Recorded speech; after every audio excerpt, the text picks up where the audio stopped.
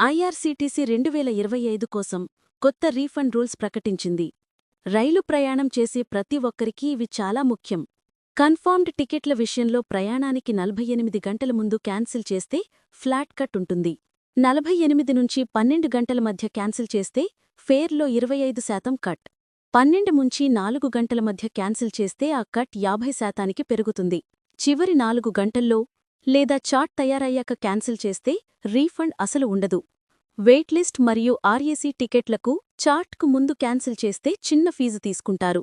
కానీ చార్ట్ అయిన తరువాత కూడా వెయిట్లిస్ట్లోనే ఉంటే ఆటోమేటిక్గా పూర్తి రీఫండ్ వస్తుంది. తత్కాల్ టికెట్ల విషయానికి వస్తే క్యాన్సిల్ చేస్తే రీఫండ్ ఉండదు. కానీ ట్రైన్ 3 గంటలకు పైగా డిలే అయితే పూర్తి రీఫండ్ మీ అకౌంట్కి వస్తుంది. 2025లో కొత్తగా రీఫండ్స్ 2 రోజుల్లోనే ప్రాసెస్ అవుతాయి. చార్ట్ 8 గంటల ముందే వచ్చే అవకాశముంది. అడ్వాన్స్ బుకింగ్ 90 రోజులు అలాగే కొనసాగుతుంది.